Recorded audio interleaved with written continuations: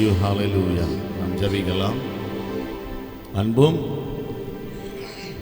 இரக்கம் நிறைந்த பரிசுத்த பிதாவே, இந்த ஆசீர்வாதமான நாளுக்காக, இந்த ஆசீர்வதிக்கப்பட்ட ஆராதனை வேளைக்காக உமக்கு நன்றி செலுத்துகிறோம்.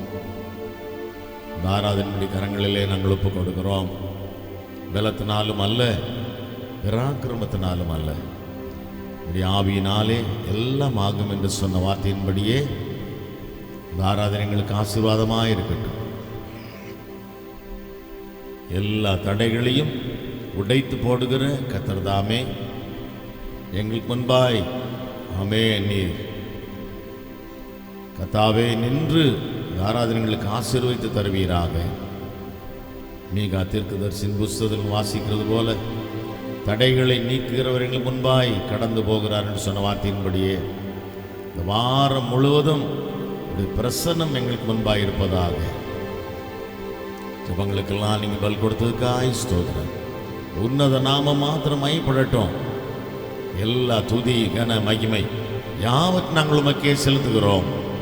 இயேசுவின் நாமத்தில் பிதாவே, ஆமென், ஆமென், ஆமென். ஹல்லேலூயா, ஹல்லேலூயா. ஆண்டவரும் அருமை இரட்சகருமாகிய இயேசு கிறிஸ்துவின் இடைநேற்ற அன்பின் நாமத்திலே உங்கள் யாவருக்கும் எங்களுடைய அன்பின் வாழ்த்துக்கள். ஆமென். Praise the Lord. ஒரு தாய் தேற்றுவது போல, ஆமென், என் நேசர் தேற்றுவார் என்றதான பாடலை நாம் பாடப் போகிறோம். நல்ல ஒரு ஆராதனை பாடல், நல்ல கர்த்தரை ஆராதித்து பாடல். ஆமென். நல்ல கரங்களை உயர்த்தி கர்த்தருக்கு ஆராதனை செய்து, ஆமென், பிரைஸ் தி லார்ட், வெளிப்படுத்தின விசேஷம் நம்ம பார்க்குறோம். கர்த்தருடைய நாளிலே நான் ஆவிக்குள்ளானேன். Price the Lord. ஆமென். ஒரு நல்ல ஸ்பிரிட் ஃபில்டு ஒரு விசுவாசி ஆராதிக்கும் பொழுது ஒரு தேவ பிரசன்னம் அங்கே வருகிறது. ஹல்லேலூயா. ஆகவே அப்படிப்பட்ட ஒரு ஆராதனையாக இருக்கட்டும். நல்லா பாடி கர்த்தரை ஆராதிக்கலாம். ஹல்லேலூயா.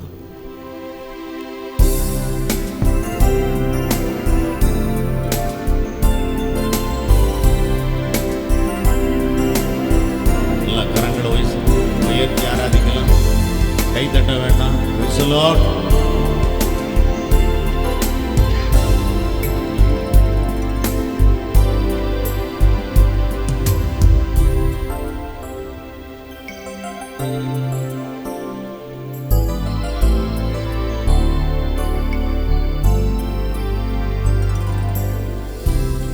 ஒரு தாய் தேற்றுவது போல் என் நேசர் தேற்றுவார். ஒரு தாய் தேற்றுவது போல் என் நேசர் தேற்றுவார். அல்லேலூயா, அல்லேலூயா, அல்லேலூயா, அல்லேலூயா, அல்லேலூயா,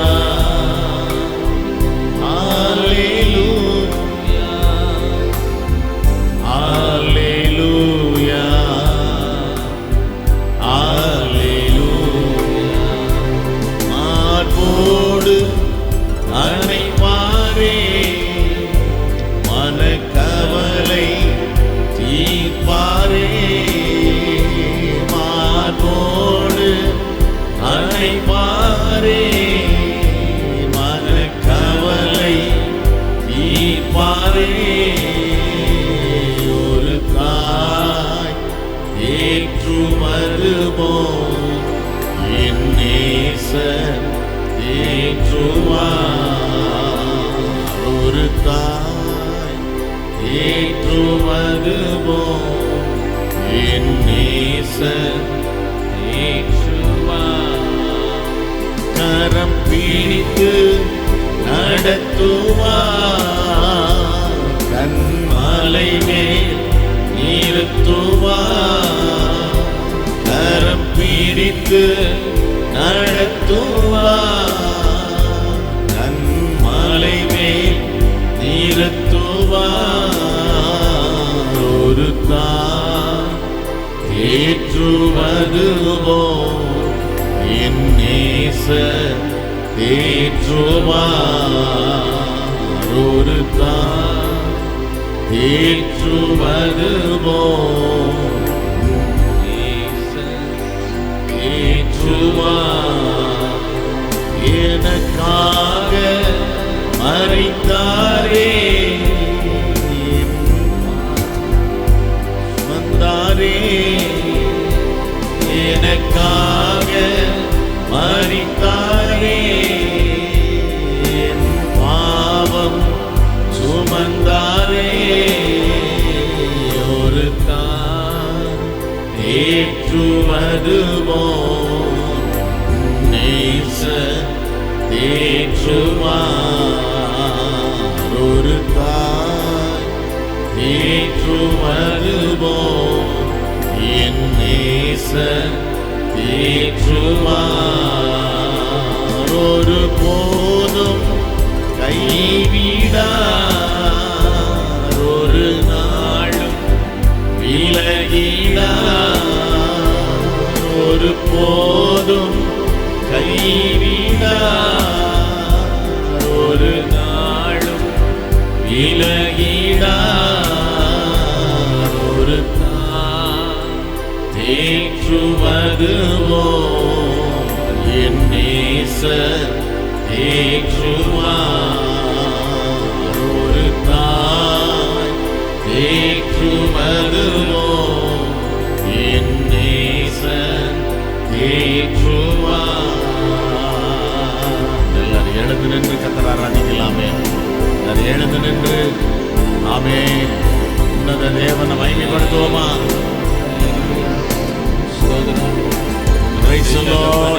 எல்லாரும் எழுந்து நின்று நல்ல கரங்களை உயர்த்தி ஆமென் கர்த்தரை மகிமைப்படுத்துவோம், ஆராதிப்போம். ஓ ஹல்லேலூயா, ஸ்தோத்திரங்கள். ஹல்லேலூயா, ஸ்தோத்திரம். பலரி பாபா கிருபை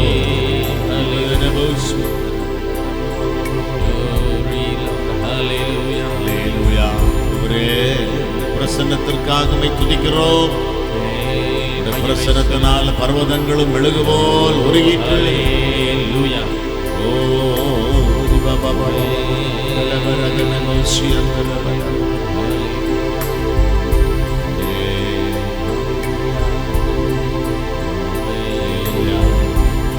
Hallelujah, Hallelujah, Hallelujah,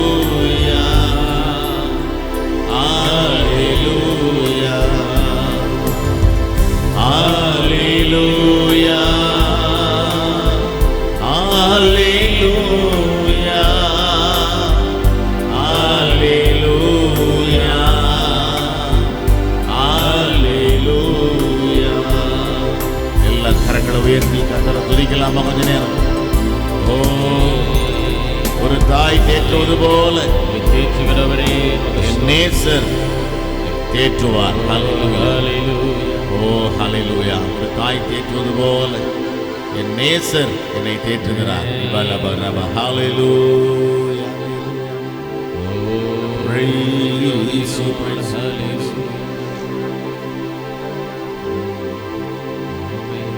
ஒரு போதும் கைவிடா, ஒரு நாளும் விலகிடா, ஒரு போதும் கைவிடா, ஒரு நாளும் விலகிடா, ஒரு தான் ஏற்றுவது போல் என் நேசர் தேற்றுவார். ஒரு தான் தேற்றுவது போல் நேசர் தேற்றுவார்.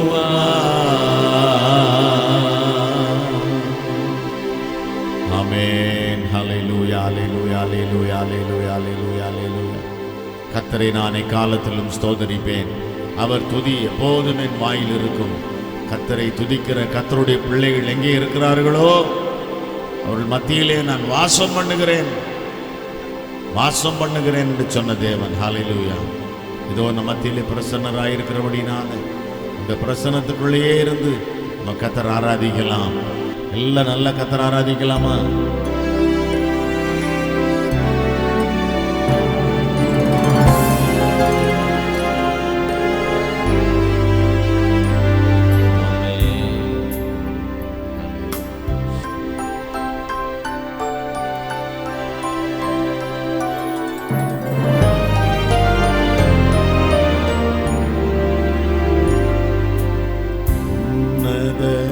தேவனே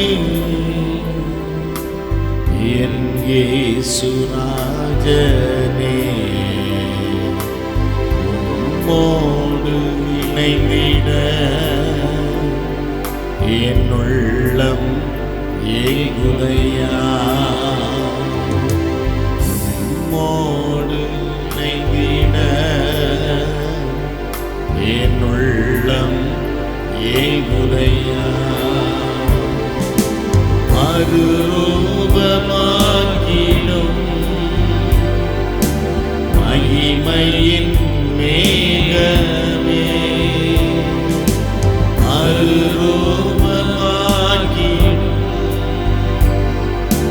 மகிமையின் மேகமே,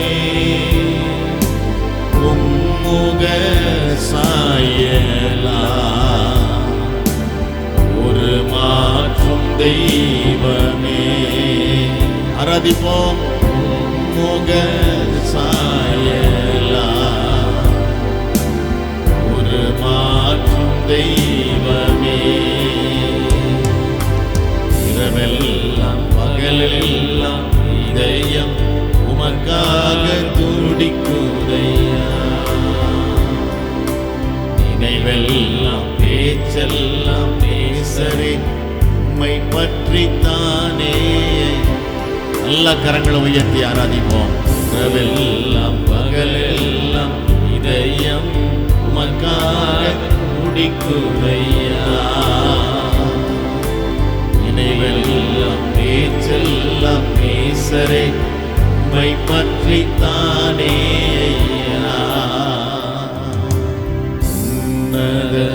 தேவனே என் இயேசுராஜனே, உம்மோடு இணைந்திட என் உள்ளம் ஏங்குதையா. பாடுவோம். உம்மோடு இணைந்திட ஹல்லேலூயா என் உள்ளம் ஏங்குதையா. பேரின்பக் கடலிலே ஓய்வின்றி மூழ்கணும். ஹல்லேலூயா. பேரின்பக் கடலிலே ஓய்வின்றி மூழ்கணும். துதித்து மகிழணும்.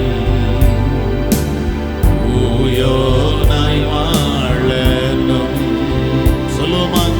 துதித்து மகிழணும். ஹல்லேலூயா. ஊயோனாய் வாழணும். இரவெல்லாம் பகலெல்லாம் இதயம் உமக்காக துடிக்குதையா. நினைவெல்லாம் பேச்செல்லாம் நேசரை உம்மை பற்றித்தானே. ஆராதிப்போம்.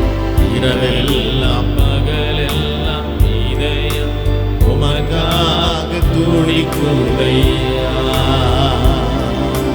நினைவெல்லாம் பேச்செல்லாம் நேசரை உம்மை பற்றித்தானே.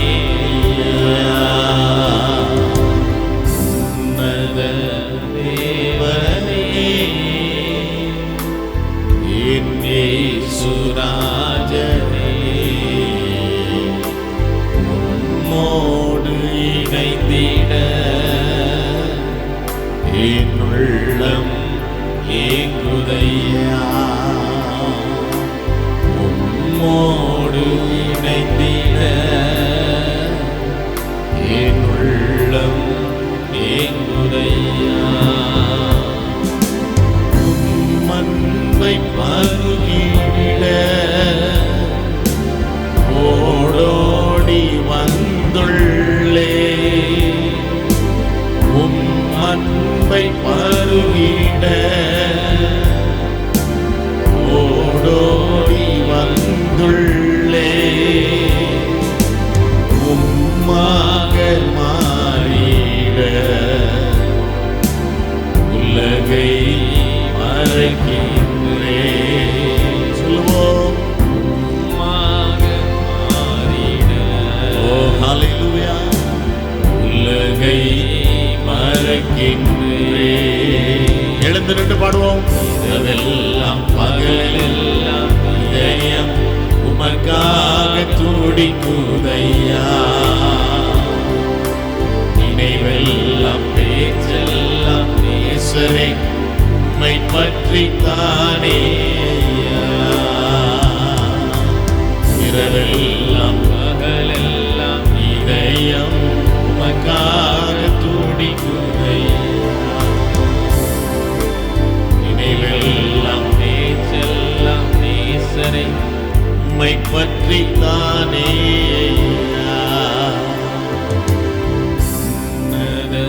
தேவனே என் இயேசுராஜன். ஹல்லேலூயா. உம்மோடு இணைந்திட. ஹல்லேலூயா. ஏங்குதையா. உம்மோடு இணைந்திட என் உள்ளம் ஏங்குதையா. உம்மோடு இணைந்திட என் உள்ளம் ஏங்குதையா. உம்மோடு இணைந்திட என் உள்ளம் ஏங்குதையா.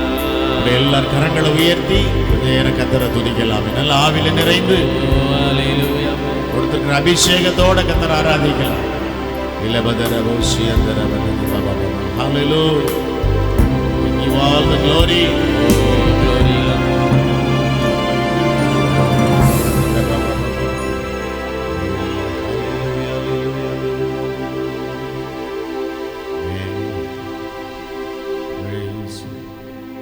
இரவெல்லாம் பகலெல்லாம் இதயம் உமக்காக துடிக்குதையா. நினைவெல்லாம் பேச்செல்லாம் நேசரே உம்மை பற்றி தானே. இரவெல்லாம் பகலெல்லாம் இதயம் உமக்காக துடிக்குதையா. நினைவெல்லாம் பேச்செல்லாம் நேசரே உம்மை பற்றி தானே. கரங்களை உயர்த்துவோமா. உன்னத தேவனே என் இயேசுராஜனே உம்மோடு இணைந்திட என் உள்ளம் ஏங்குதையா. உம்மோடு இணைந்திட என் உள்ளம் ஏங்குதையா. Praise the Lord. நன்றி நிறைந்த உள்ளத்தோடு தலைகளை தாழ்த்தி நாம் ஜெபம் செய்வோம். அன்பும் இரக்கம் நிறைந்த பரிசுத்த பிதாவே, இந்த நல்ல கிருபையின் காலை வேளைக்காக, ஆசீர்வதிக்கப்பட்ட ஆராதனை வேளைக்காக உமக்கு நன்றி செலுத்துகிறோம். பலத்தினாலும் அல்ல, பராக்கிரமத்தினாலும் அல்ல, ஆவியானுடைய கரங்களிலே எங்களை தாழ்த்தி ஒப்புக் கொடுக்கிறோம். இந்த வார்த்தைகளை கேட்கும் பொழுது என்னுடைய ஆவி ஆத்தும சரீரத்தில் நாங்கள் பலனடைந்து புது பலத்தோடு புறப்பட்டு போகும்படி எங்களை ஒப்புக் கொடுக்கிறோம். ஜபங்கள் பல் கொடுத்ததுக்காய் ஸ்தோத்திரம். எல்லா துதிகன மகிமை நாங்கள் உமக்கே செலுத்துகிறோம். இயேசுவின் நாமத்தில் பிதாவே, ஆமென், ஆமென், ஆமென். ஹல்லேலூயா. எல்லாம் சொல்லுவோமா? அல்லேலூயா, அல்லேலூயா. Price the Lord. ஆமென். யாவருக்கு இயேசுவின் நாமத்தில் எங்களுடைய அன்பான வாழ்த்துக்கள். தேவனுடைய வார்த்தையை நம்ம தியானிக்க போகிறோம். முன்பதாக ரெவரண்ட் டாக்டர் ஜோயலுக்கு ஒரு வேத பகுதியை வாசிப்பார்கள். அதை தொடர்ந்து நம்ம மத்தியில் டாக்டர் சாம்சன் அண்ணன் அவர்கள் தேவ செய்தியை பகிர்ந்து கொடுக்கும்படி வந்திருக்கிறார்கள். ஆமென். Praise the Lord. நம்ம கர்த்தருடைய வார்த்தையை கேட்டு பலனடையலாம். God bless you. Praise the Lord. வாசிக்க வேண்டியதன் வேத பகுதி நீதிமொழிகள் 1ஆம் அதிகாரம் வசனங்கள் 1 முதல் 7 வரை. நீதிமொழிகள் 1ஆம் அதிகாரம் வசனங்கள் 1 முதல் 7 வரை. தாவீதின் குமாரனும் இஸ்ரவேலின் ராஜாவுமாகிய சாலமோனின் நீதிமொழிகள். இவைகளால் ஞானத்தையும் போதகத்தையும் அறிந்து புத்திமதிகளை உணர்ந்து விவேகம், நீதி, நியாயம், நிதானம் என்பவைகளை பற்றிய உபதேசத்தை அடையலாம். இவைகள் பேதைகளுக்கு வினாவையும் வாலிபருக்கு அறிவையும் விவேகத்தையும் கொடுக்கும். புத்திமான் இவைகளை கேட்டு அறிவில் தேறுவான். விவேகி நல்லாலோசனை அடைந்து நீதிமொழியையும் அதன் அர்த்தத்தையும் ஞானிகளின் வாக்கியங்களையும் அவைகள் உரைத்த புதைப்பொருட்களையும் அறிந்து கொள்வான். கர்த்தருக்கு பயப்படுதலே ஞானத்தின் ஆரம்பம். மூடர் ஞானத்தையும் போதகத்தையும் அசட்டை பண்ணுகிறார்கள். ஆமென். கிறிஸ்து இயேசுவில் பேரன்பிற்குரியவர்களே, உங்களை நான் வாழ்த்துகிறேன். இந்த நாளிலே பேசுவதற்கு வாய்ப்பளித்த பிஷப் ஐயா அவர்களுக்கும் ரெவரண்ட் ஜோயல் அவர்களுக்கும் உங்களுக்கும் என்னுடைய மனமார்ந்த வணக்கத்தை நான் தெரிவித்துக் கொள்கிறேன். நான் முதல் வாரத்திலே வரலாம் என்று இருந்தேன். ஏனென்றால் இந்த டாபிக் ஜூன் மாதம் சொன்னால் தான் கரெக்டாக இருக்கும்.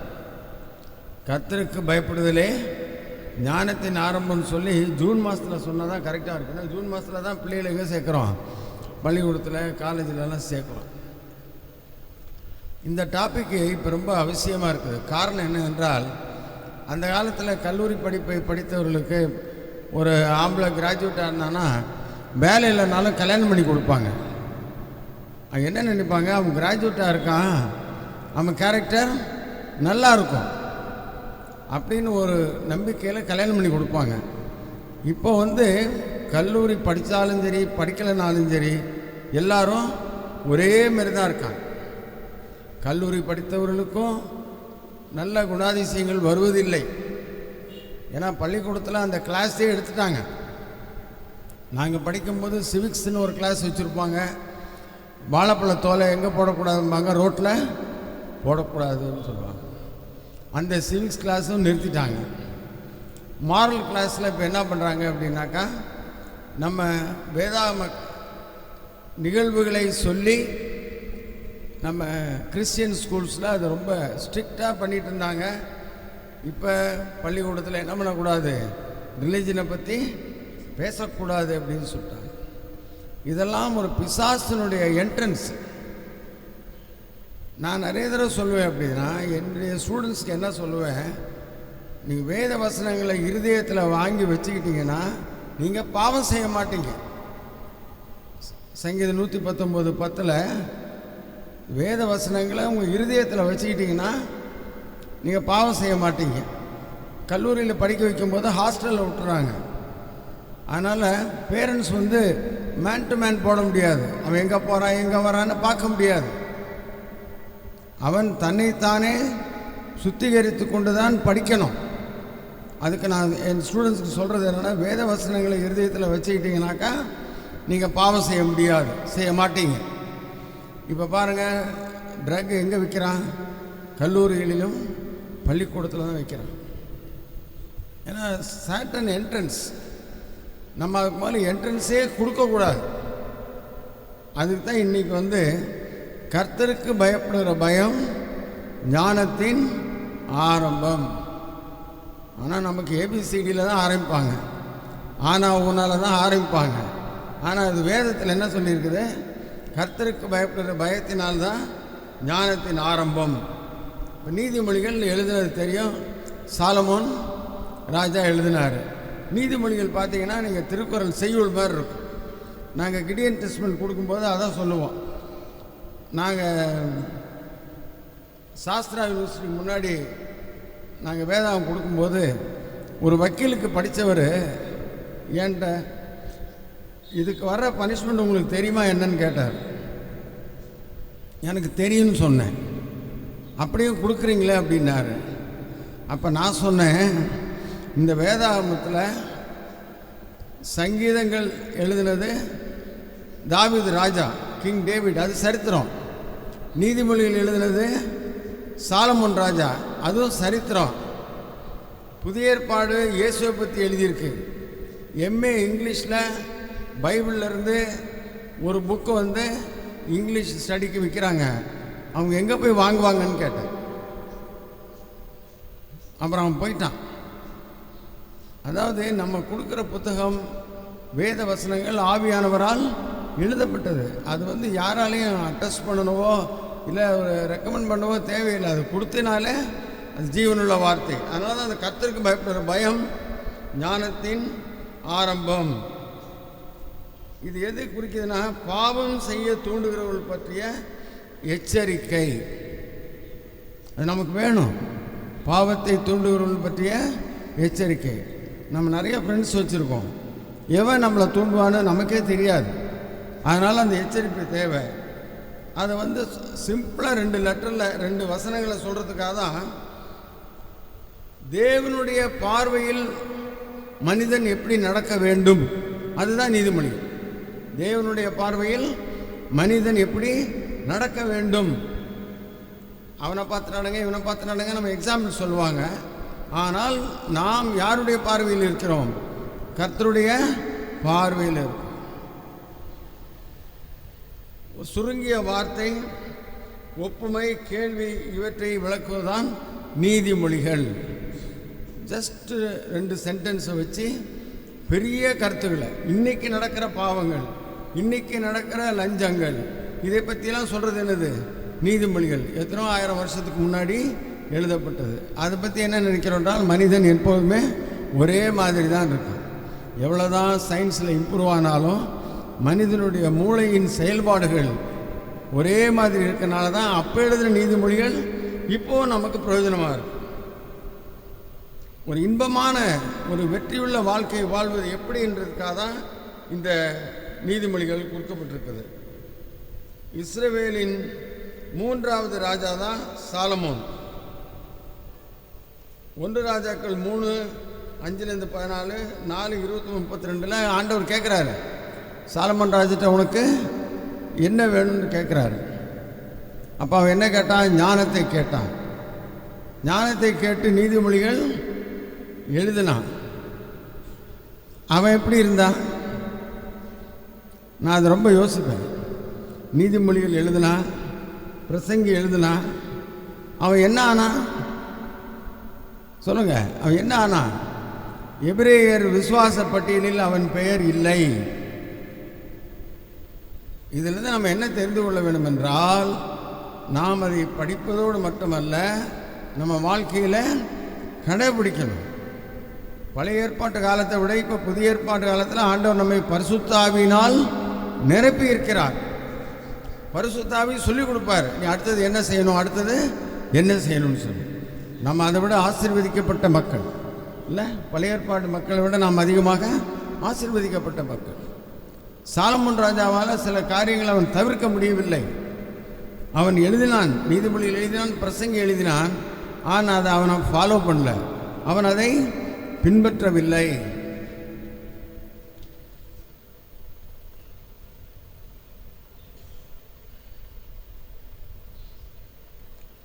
வேத வார்த்தையில் உள்ள கொள்கைகளை அறிந்து கொள்வதும் போதிப்பது மட்டுமே ஆவிக்குரிய நம் வாழ்வில் நம்மை நிலைநிறுத்துவது இல்லை. நீதிமொழிகள் 1:2 இப்புத்தகத்தின்படி ஞானம் என்பது தேவனுடைய சத்தியம், வழிகள், திட்டம். நம்ம ஆண்டவருக்கு ஒரு திட்டம் இருக்குது. நம்மை பற்றிய ஒரு திட்டம் ஆண்டவருக்கு இருக்கிறது. ஒவ்வொருவருக்கும் ஒரு திட்டத்தை ஆண்டவர் வகுத்து வைத்திருக்கிறார். there is a purpose of our life. நம்முடைய வாழ்க்கையில் ஒரு திட்டம் இருக்கிறது. அந்த காலத்தில் பிலாசபர்ஸ் எல்லாம் என்ன சொன்னாங்க? நீ ஏன் வாழ்கிறாய், நீ யார், இப்படிலாம் கேள்வி கேட்டு சாக்ரட்டிஸ், கிரேக்கர்கள், லத்தீன் மக்கள் இதமாரி கேள்வி கேட்டு மக்களை குழப்பிக் கொண்டிருக்கிற சமயத்தில் வேதம் என்ன சொல்லுகிறது? ஆண்டவர் ஒரு திட்டம் வைத்திருக்கிறார். நாம் யார் என்று ஆண்டவர் ஒரு திட்டம் வைத்திருக்கிறார். அதே சமயத்தில் வெள்ளி பொன் ஆஸ்திகளை சம்பாதிப்பதை காட்டிலும் ஞானத்தை சம்பாதிப்பது முக்கியம். நீதிமொழிகள் 3:13-14. தேவனோடு சரியான தொடர்பு கொண்டு அவரை தேடுவதற்கே இது கிடைக்கின்றது. அவருடைய வசனத்தின்படி வாஞ்சையுடன் கற்றுக்கொள்ள வேண்டும். இயேசுவை தேவனுடைய அடிப்படையான ஞானம் என்று புதிய ஏற்பாடு சொல்லுகிறது. நமக்கு ஞானம் யாரு? கர்த்தராகிய இயேசு கிறிஸ்து. பயங்கர ஒரு சயின்டிஃபிக் பேசிஸ். நீங்கள் இயேசுவை அறிந்து கொண்டால் ஞானத்தை பெற்றுக்கொண்டுகிறீர்கள். இயேசுதான் வார்த்தை. இந்த வேதாகமத்தை நாம் அறிந்து கொண்டால் நாம் ஞானவான்களாய் இருப்போம். ஒன்றும் இமேஜினேஷன் இல்லை, கற்பனை இல்லை. இது ஒவ்வொருத்தருடைய எக்ஸ்பீரியன்ஸ். 1 கொரிந்தியர் 1:30 வாசிப்போம். 1 கொரிந்தியர் 1:30.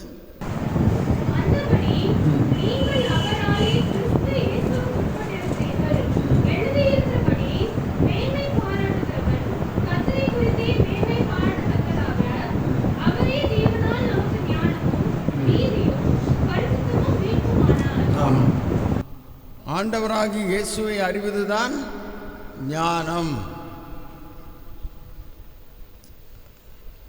இது எதிலிருந்து தெரிஞ்சுக்கணும்? நாம் எழுத்தறிவு வரும்போதே நாம் அதை அறிந்து கொள்ள வேண்டும். அதனால தான் பிள்ளைகளுக்கு முதல்ல என்ன சொல்லிக் கொடுக்குறாங்க? வேத வசனங்களை சொல்லிக் கொடுக்குறதுக்கு காரணம் என்னவென்றால் ஞானம் அங்கே தான் ஆரம்பிக்குது. கர்த்தரின் மேய்ப்பராக இருக்கிறார், இப்படிலாம் ஒரு சின்ன சின்ன வார்த்தைகள் சொல்லி கொடுத்துறதுலேருந்து தான் ஆண்டவருடைய ஞானத்தை நாம் அறிந்து கொள்கிறோம். நீதிமொழிகள் 1:7 கர்த்தருக்கு பயப்படுதல் ஞானத்தை ஆரம்பம், மூடர் ஞானத்தையும் போதகத்தையும் அசட்டை பண்ணுகிறார்கள். தேவனுடைய வல்லமை, மகத்துவம், பரிசுத்தம் இவற்றை மிகுந்த மரியாதையோடு மேன்மைப்படுத்தும் போது அவரது வெளிப்படுத்தப்பட்ட சித்தத்தை மீறக்கூடாது என்ற பரிசுத்த பயம் நமக்குள் உருவாகிறது. நிறைய ட்ரக் அடிக்ஷன், ஆல்கஹால், இம்மாராலிட்டி, அநேக போக்சோவில் சிறைப்படுத்தப்படுகிறது. இதுக்கெல்லாம் காரணம் நம்ம ஒரு பனிஷ்மெண்ட் கொடுத்தனால எஸ்கேப் பண்ண முடியாது. முதல்ல சொன்னாங்க போக்சோவில் இருக்கும்போது தூக்கு தண்டனை கொடுக்கணும்னு சொன்னாங்க.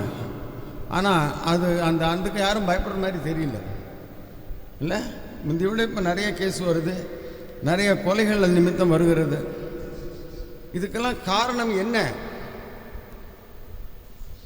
அந்த பயம் இல்லாததான். ரீசெண்டாக நம்மோட பார்த்தா நிறைய இடங்களில் பிளான்டு மர்டரே வருது. கொண்டு போய் ஹோட்டலில் வச்சே கொல்லுகிற அளவுக்கு மக்கள் ஞானவான்களாகிவிட்டார்கள் என்று நாம் நினைக்கிறோம். இதுக்கெல்லாம் காரணம் என்ன அப்படின்னா கர்த்தருக்கு பயப்படுகிற பயம் இல்லாததான் காரணம். அது ஒன்று தான் அதை தடுக்க முடியும். கொலை பண்ணாக்கா தூக்கில் போடுவாங்கன்னா அந்த காலத்தில் பயம் இருந்துச்சு. இப்போ யாரும் அதுக்கு பயப்படுற மாதிரி தெரியல. காரணம் என்னவென்றால் அவங்களுக்கு கர்த்தருக்கு பயப்படுற பயத்தை பற்றி சொல்லுவதற்கு ஆட்கள் இல்லை, அதை கேட்பதற்கும் ஆட்கள் வரமாட்டேங்கிறாங்க. 63 கோடி மக்கள் ஒரு ஆற்றிலே குளித்து வெளியே வரும்போது புது மனுஷனாக வர முடியாது. ஒருவேளை சுத்தமான மனுஷனாக வரலாம். பாடி மேபி க்ளீன், சோப் போட்டு சுத்தமாக இருக்கலாம். மனதை அது என்ன பண்ணாது? சுத்தப்படுத்தவே படுத்தாது. இதை பழைய ஏற்பாட்டிலிருந்தே வருது. உபாகமம் 6ஆம் அதிகாரம் 1-2 வசனத்தில், நீ உன் தேவனாகிய கர்த்தருக்கு பயந்து உயிரோடு இருக்கும் நாளெல்லாம் நீயும் உன் குமாரனும் உன் குமாரத்தியும் நான் உனக்கு விதிக்கிற அவருடைய எல்லா கற்பனைகளையும் கட்டளைகளையும் கை கொள்ளுகிறதுனாலே உன் வாழ்நாட்கள் நீடித்திருக்கும்படி நீங்கள் சுதந்திரிக்கப் போகிற தேசத்திலே கை கொள்வதற்காக உங்களுக்கு போதிக்க வேண்டும் என்று உங்கள் தேவனாகிய கர்த்தர் கற்பித்த கற்பனைகளுக்கும் கட்டளைகளும் நியாயங்களும் இவைகளே. பழைய ஏற்பாட்டிலேருந்தே ஸ்டார்ட் ஆயிடுச்சு. கர்த்தருக்கு பயப்படுற பயம்னா என்ன? கற்பனைகளை மீறக்கூடாது. அதனால தான் ஆண்டவரை இயேசு என்ன சொன்னார்? நான் கற்பனைகளை நிறைவேற்றுவதற்கே வந்தேன் அப்படின்னார். அந்த காலத்தில் அந்த 10 கற்பனைகளை 613 கற்பனைகளாக யூதர்கள் அதை பாகுபடுத்தியும் அவங்களால அந்த கற்பனைகளை ஃபுல்லாக என்ன பண்ண முடியல, கை கொள்ள முடியல. காரணம் என்னவென்றால் அவளிடத்தில் தேவ பயம் குறைஞ்சிருச்சு. இஸ்ரவேல் ஜனங்களுக்கு தேவ பயம் குறைஞ்சனால தான் அந்நிய தேவர்களை வணங்க ஆரம்பித்தார்கள். அந்நிய தேவர்களை வணங்க ஆரம்பித்தனால தான் அவங்க கற்பனைகளை கை கொள்ளவில்லை. ஆனால் புதிய ஏற்பாட்டில் ஆண்டவராக இயேசு கிறிஸ்து அத்தனையும் 2 கற்பனையில் சொல்லிட்டார். உன் முழு இதயத்தோடும் உன் முழு மனதோடும் உன் பலத்தோடும் உன் ஆண்டவராகிய கர்த்தரை அன்பு செய்வாயாக. அவரால் படைக்கப்பட்ட மக்களை அன்பு செய்தால் இந்த 2 கற்பனையில் 10 கற்பனை என்ன ஆயிடுச்சு, அடங்கிடுச்சு.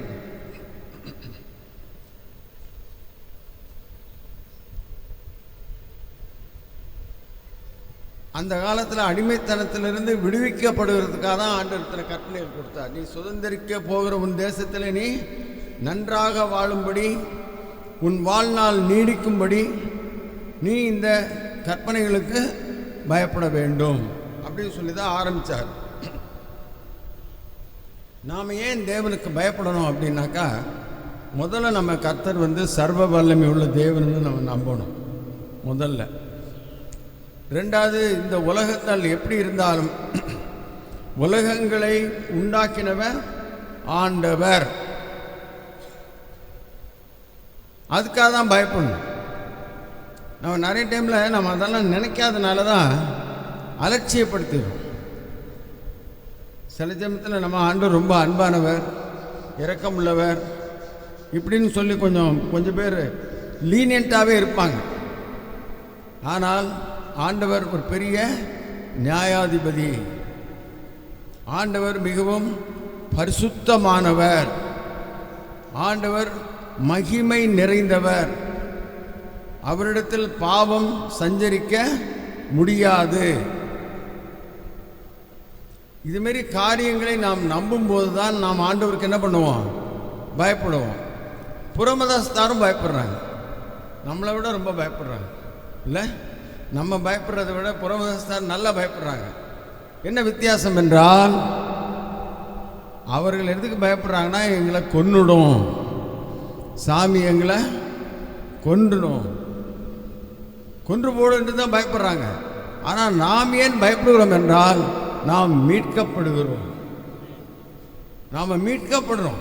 ஏன் ஆண்டவர் நமக்கு அந்த பயத்தை கொடுக்குறாருனாக்கா, நாம் மீட்கப்படணும். அவருடைய அன்பு த்ரெட்டனிங் ஃபியர் இல்லை. நெடுஞ்சாலும் ரோட்டில் கீழே கிடப்பாங்க, அந்த முகத்தை பார்த்தாலே ஒரு பயம் வரணும் அப்படின்னு சொல்லி தான் ஸ்ட்ரக்சர் பண்ணுவாங்க. ஆனால் நம்ம ஆண்டவர் அதுக்காக பயப்பட சொல்லலை, நீ மீட்கப்பட வேண்டும். அந்த அன்பு தான், ஆண்டவர் நம்மேல் கொண்ட அன்பு தான் அந்த பயத்திற்கு காரணம். அதான் சொல்கிறாரு, அவருடைய பரிசுத்தம், நியாயம், நீதி, இதுக்காக நம்ம பயப்படணும். 2வது, அவருடைய மகிமை, பரிசுத்தம், ராஜ கம்பீரம், வல்லமை. அவர் சர்வ வல்லமை உள்ள தேவன். அதற்காக நாம் என்ன பண்ணணும், பயப்படணும். பிலிப்பியர் 2:12 கிறிஸ்துவின் மூலமாக நாம் பெற்றுக்கொண்ட இரட்சிப்பில் பவுல் பயத்துக்கும் நடுக்கத்துக்கும் இடம் உண்டு என்கிறார். எல்லா தேவனுடைய பிள்ளைகளுக்கும் ஒரு பரிசுத்த பயம் இருக்க வேண்டும். நாம் ரட்சிக்கப்பட வேண்டும் என்கிற ஒரு பரிசுத்த பயம் இருக்க வேண்டும். ரட்சிப்பு இலவசம்தான். ஆனால் பவுல் என்ன சொல்கிறாரு? இந்த பரிசுத்த பயம் இருந்தால் தான் நாம் என்ன பண்ண முடியும்?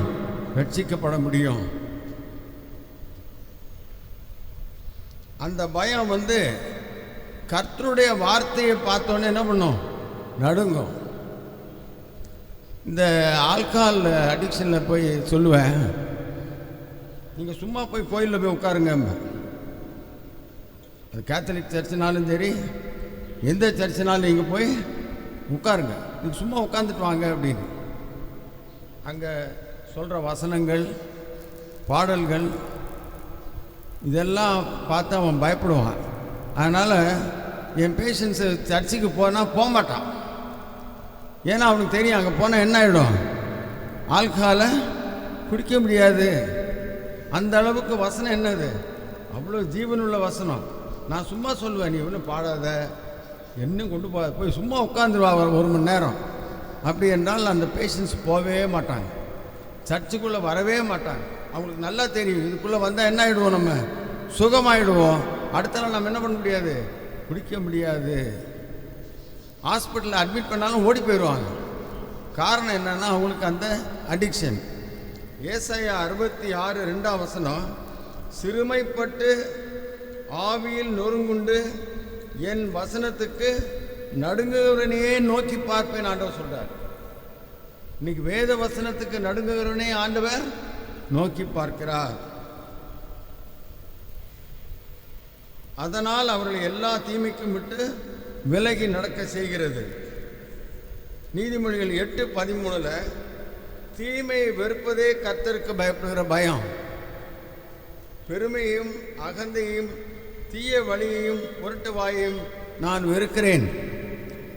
கர்த்தருக்கு பயப்படுற பயங்கிற போது தீமையை நம்ம வெறுக்கக்கூடிய எண்ணங்கள் நம்ம மனசில் வரணும். அதனால தான் நிறைய இடங்களில் நீதி காரியங்களை சொல்கிறாங்க, கதையில் சொல்கிறாங்க, எல்லாம் சொல்கிற காரணம் என்னென்றால் நாம் அந்த தீமையான வழிகளை நாம் வெறுக்க வேண்டும். மனதளவில் நம்ம என்ன செய்யணும்னா தீமையை நம்ம வெறுக்கணும். அதை மீறி வர்றது அது வேற. ஆனால் நமக்கு தீமை என்று தெரிகிற காரியத்தை முதலில் நாம் வெறுப்பது தான் கர்த்தருக்கு பயப்படுகிற பயம்.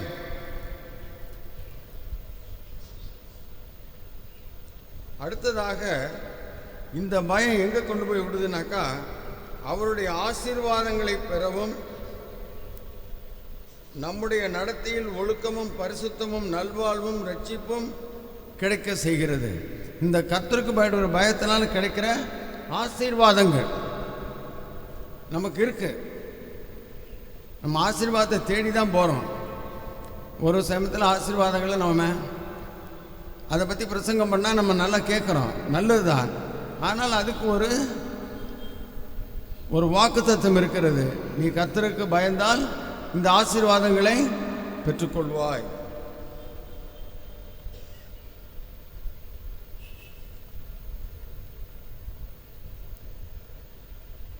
மேலும் தேவன் எல்லாவற்றையும் படைத்தவர் என்றும் சிந்திக்கும் போது பூமியெல்லாம் கர்த்தருக்கு பயப்படுவதாக, உலகத்தில் உள்ள குடிகள் எல்லாரும் அஞ்சி இருப்பதாக அவர் சொல்ல ஆகும், அவர் கட்டளையிட நிற்கும். சங்கீதம் 33:8-9. சங்கீதக்காரன் அந்த பயத்துக்கு ரீசன் சொல்கிறான். ஏன்? அவர் சொல்ல ஆகும், கட்டளையிட நிற்கும். ரெண்டாவது விசுவாசிகள் தங்கள் முழு நம்பிக்கையையும் ரட்சிப்புக்காக அவர் மேலேயே வைத்து அவரை முற்றிலும் சார்ந்திருக்க செய்கிறது. இன்னைக்கு மனுஷன் ஓரளவு மேலே போனோன்னா என்ன பண்ணுறான்? என்னால் எல்லாத்தையும் செய்ய முடியும் அப்படிங்கிற எண்ணத்தில் கர்த்தரை விட்டு விலகுகிறான். கர்த்தரை சார்ந்து ஜீவிக்கிறதை அவன் விரும்புவதில்லை. இது இயற்கை. நமக்கு நிறைய பணம் வந்துருச்சு, நிறைய ப்ராப்பர்ட்டி இருக்குது, பெரிய பொசிஷன் இருந்தவுடனே நம்ம என்ன நினைக்கிறோம்? நம்ம நல்லா வாழ்ந்து கொண்டு இருக்கிறோம் என்று நினைக்கிறோம். நாம் ஆண்டவரை நாம் சார்ந்து இருப்பதில்லை. நம்ம ஆண்டவரை விசுவாசித்து அவரை கனப்படுத்தினால் நாம் ஒவ்வொரு தடவையும் நம்முடைய ஆசீர்வாதங்களை பெற்றுக்கொள்ளும் போது ஆண்டவரே நன்றி, ஆண்டவரே ஸ்தோத்திரம் அப்படின்னு நம்ம துதிப்போம். ஆண்டவரை துதிக்கிறதுனால தான் அவரை நாம் சார்ந்து கொண்டு இருக்கிறோம் என்பதை மற்றவர்களுக்கு தெரியப்படுத்துகிறோம். அதனால தான் பிரசங்கத்துக்கு முன்னாடி நீங்கள் துதி ஆராதனை பண்ணுறீங்க. ஏன் பண்ணுகிறோம் என்றால், ஆண்டவரே நீர் இந்த வாரம் முழுக்க எங்களுக்கு இவ்வளோ நன்மையை செஞ்சுருக்கிறீங்க, அதுக்காக நான் துதிக்கிறேன், அது உம்மால் தான் வந்தது அப்படின்னு சொல்லி அதை நாம் அறிமுகப்படுத்துறது தான், ரெக்கக்னைஸ் பண்ணுறது தான் துதி ஆராதனை. கர்த்தருக்கு பயப்படுகிறவர்களே அவரை நம்புங்கள், அவர் அவர்களுக்கு துணையும் அவர்களுக்கு கேடவுமாக இருக்கிறார். அதனால் அடுத்தது பயப்படுறது, நமக்கு அடுத்தது என்ன வருது? கர்த்தர் மேல் உள்ள நம்பிக்கை. சங்கீதம் 115:11 வசனத்தில் நமக்கு நம்பிக்கை வர்றதுக்கு காரணம் கர்த்தருக்கு பயப்படுகிற பயம். ரொம்ப சயின்டிஃபிக்காக பைபிள் கொண்டு போகும். நான் சொல்கிறேன் அதனால் நம்புன்னு யாரும் சொல்கிறதே இல்லை. என்னைக்காவது உங்கள் பிஷப் சொல்லி கேட்டிருக்கீங்களா? நான் சொல்கிறேன் அதனால் நம்புங்கன்னு. இல்லை, வேதவசனம் சொல்லுது அதனால் நம்புங்க. இது கர்த்தருக்கு பயப்படுறதுனால நம்புகிற நம்பிக்கை. அது அசையாத உறுதியான நம்பிக்கையாக இருக்கும். அடுத்தது ஏன் ஆண்டவருக்கு பயப்படணும்னா, தேவன் பாவத்தை கண்டு கோபம் அடைகிறார். பாவியை நேசிக்கிறார், ஆனால் பாவத்தை அவர் அக்செப்ட் பண்ணிக்கிறதே இல்லை. எவ்வளோ பெரிய ஆளாக இருந்தாலும் பாவத்தை அவர் ஒத்து போகவே மாட்டார். ஒரு 80% நல்லா இருக்கான், 20% தான் பாவம் செய்கிறான்னு அவர் சொல்லி அக்செப்ட் பண்ணுறதே கிடையாது. அதனால் நாம் பயப்படணும். ஏன்னா நமக்கே தெரியும் நாம் பாவிங்க. நம்முடைய மென்டல் அண்ட் ஃபிசிக்கல் இதெல்லாம் ரொம்ப வீக்காக இருக்கிறது. லேட்டாக வந்தால் நம்ம உடனே ஒரு பொய்யை சொல்லிடுறோம். இல்லை, லேட்டாக வந்துச்சுனாக்கா, என் பேரனை ஒரு நாள் கேட்டேன், அவன் கொஞ்ச நாள் லேட்டாக தான் எழுந்திருப்பான். நீ என்ன போய் லேட்டாக புறட்டு போகிற ஸ்கூலுக்கு அப்படின்னு கேட்டேன். 3ஆம் கிளாஸ் படிக்கும்போது டிராஃபிக்னு சொல்லிவிட்டு இருந்தாத்தாங்க. மேரிஸ்கானால டிராஃபிக் இருக்கும். நான் சொல்லுவேன், உன் மிஸ்ட்டு வந்து சொல்லுவேன், லேட்டாக தான் எந்திரிச்சான்னு சொல்லுவேன். 3ஆம் கிளாஸ் படிக்கிறான், அவனுக்கு ஒரு ஞானம் வருது பாருங்க. என்னடா லேட்டாக வந்தால் என்ன சொல்லுவேன்னாக்கா, டிராஃபிக்னு சொல்லிவிடுவேன் தாத்தா அப்படிங்கிறான். இதெல்லாம் நம்முடைய வீக்னஸ். அதனால் நம்ம ஆண்டவருக்கு பயப்படணும். இதெல்லாம் நம்ம ஜஸ்டிஃபை பண்ணிவிடுவோம். மோசே வந்து இஸ்ரவேல் பாவம் செஞ்சோன்னா பயந்துட்டான். நல்ல போல்டாக தான் எல்லாரையும் கூட்டிகிட்டு போனான். இஸ்ரவேல் பாவம் செஞ்சோன்னா அவன் என்ன பண்ணிட்டான்? நொறுக்கி போயிட்டான். கடவுள் என்ன பண்ணுவார்? கூப்பிட்டு என்ன சொன்னார்? நான் இவங்களெல்லாம் அழிச்சிடுறேன், உன்னை நான் பெரியவன் ஆக்குறேன் அப்படின்ட்டார். ஆனால் மோசே என்ன சொல்லிட்டான்? ஆண்டவரே அப்படி செஞ்சிடாதீங்க, எகிப்தில் என்ன பேசிக்குவாங்க, அவர் கூட்டிகிட்டு போய் எல்லாரையும் அழிச்சிட்டாரு அப்படிம்பாங்க அப்படின்னு சொல்லி திறப்பின் வாசலில் போய் இருந்தான். ஆண்டவர் அவனை பெருசாக தான் வச்சுருந்தார். கோலம் நீட்டினா எல்லாமே ஆயிடும்னாரு, செங்கடெல்லாம் பிளந்தார். ஆனால் இஸ்ரவேல் பாவம் செஞ்சிட்டாங்க அப்படின்னு தெரிஞ்ச உடனே யார் பயந்தா? மோசே பயப்படுறான். ஏன்னா ஆண்டவர் அதுக்கேற்றாப்புல சொல்லிட்டார், மக்கள் பாவம் செஞ்சுட்டாங்க, நான் அழிச்சிடுறேன் ஃபுல்லாக. ஏன்னா அது அவருடைய நியதி, அவருடைய பரிசுத்தம் அவ்வளோ வல்லமை உள்ளது. அதை நம்ம மறந்துடவே கூடாது. அன்பானவர், இரக்கம், சிலுவிலே தம்மையே கொடுத்தார், எல்லாம் உண்டு. எது இருந்தாலும் பாவத்தோடு ஒத்து போக மாட்டார். மோசே பயந்தான். நாம் ஏன் கர்த்தருக்கு பயப்பட வேண்டும்? நம்மை படைத்தவர் ஆண்டவர். என்னோட ட்ராவல் பண்ண ஒரு பிரிட்டிஷ் ஆள், அவன் சயின்டாலஜிஸ்ட், சயின்ஸை நம்புறவன். அப்போ நான் வேதத்தை படிக்கும்போது கேட்டான், do you believe in God? கடவுள் இருக்கிறான்னு நம்புறியான்னு கேட்டான். ஆமாம் நம்புகிறேன். எப்படி சொல்கிற அப்படின்னா, நம்ம அந்த பிளேனில் டிக்கெட்டு இதில் சீட்டுக்கு முன்னாடி டிவி ஸ்க்ரீன் இருக்கும், ஒரு அடுத்த சீட்டுடைய பின்னாடி டிவி ஸ்க்ரீன் இருக்கும் நம்ம பார்க்குறதுக்கு. நான் அவனை கேட்டேன், இந்த டிவி ஸ்க்ரீனு யாராவது ஒருத்தன் கண்டுபிடிச்சான், கண்டுபிடிச்சவனா உனக்கு தெரியுமான்னு கேட்டேன். எனக்கும் தெரியாது, உனக்கும் தெரியாது. ஒருத்தன் டிவி ஸ்க்ரீனை கண்டுபிடிச்சான், இன்னொருத்தையும் டிவி ஸ்க்ரீனை கொண்டாந்து இந்த சீட்டுக்கு பின்னாடி ஸ்க்ரூ பண்ணி மாட்டிட்டான். அவனை தெரியுமான்னு கேட்டேன். அவன் தெரியாதுன்னா. எனக்கும் தெரியாது யார் மாட்டினாங்க, ஆனால் அது அங்கே இருக்கு, சீட்டு பின்னாடி இருக்கு. அதுபோல் நம்மளே உருவாகி வர முடியாது, நம்மை ஒருவர் படைத்திருக்க வேண்டும். நீ ஆள தெரியாதனால நீ அதுக்கு யாருமே செய்யலை, அது தன்னால் வந்துச்சுன்னு நீ சொல்லுவியான்னு கேட்டேன். அவன் சயின்டாலஜிஸ்ட்னாக்கா அவங்க சயின்ஸ் நம்புறவங்க. மாத்திரை கொடுத்தா தேங்க்யூ டாக்டரும்பாங்க. நீங்கள் தேங்க் காட்னாக்கா you are bringing God inside. நீ தான் மாத்திரை கொடுத்துருக்க, நீ தான் ஊசி போட்ட, ஏன் கடவுளை கொண்டாடுற அப்படின்னு. என் கசின் ஆஸ்திரேலியாவில் அப்படி தான் பண்ணாங்க. பீடியாட்ரிக் கேஸை பார்த்து God's grace is all right அப்படின்னாங்க. டோன்ட் பிரிங் காட், நீங்கள் மாத்திரை கொடுத்தீங்க அப்படிங்கிறாங்க. ஒன்று இவங்க சொல்கிறாங்க ஐ தேங்க் மை காட் அப்படின்ட்டாங்க. எல்லா ஊர்லையும் எப்படி நடந்துருப்பாரு. கிறிஸ்டியானிட்டி இருக்கிற இடத்துல பிசாசின் தந்திரம்னாக்கா நம்மளுடைய நாலேஜ், சயின்ஸ். அப்படி இல்லை பிரியமானவர்களே. மருத்துவ ரீதியால் நீங்கள் நிறைய காரியத்தை நீங்கள் பார்த்தீங்கன்னா மாத்திரையால் சுகமாயிட்டோன்னு நீங்கள் நினைப்பீங்க. ஆனால் நான் அப்படி நினைக்கிறது இல்லை. ஏனென்றால் இதே மாத்திரை இன்னொருத்தனை கொடுக்குறோம், அவன் சரியா இல்லையே. ஒரு ப்ரூஃப் இருக்கா? இந்த மாத்திரை கொடுத்தா ஹார்ட் அட்டாக் சரியாக போய்டுன்னு சொல்லி ஒரு ப்ரூஃப் இருக்கா? கிடையாது. கொடுத்தா ஒருத்தர் சரியாகிறாங்க, இன்னொருத்தர் சரியாக மாட்டேங்கிறாங்க. சில பேர் ஒன்றுமே இல்லாமல் வர்றாங்க. எனக்கு தெரிஞ்ச ஒரு கிழவனார் ஒருத்தர் திருவையாறுலேருந்து மாட்டு வண்டியில் வந்தார். ஃபுல்லாக வேர்வை, பல்ஸே இல்லை. நான் ஆரம்ப ஹாஸ்பிட்டலில் கேஷுவாலிட்டியில் இருந்தேன். அவர் உடனே ட்ரிப்பை போட்டு ஆம்புலன்ஸில் ஏற்றி அவரை மெடிக்கல் காலேஜ், அப்போ அங்கே தான் இன்டென்சிவ் கேர், அங்கே அனுப்பிச்சி விட்டேன்.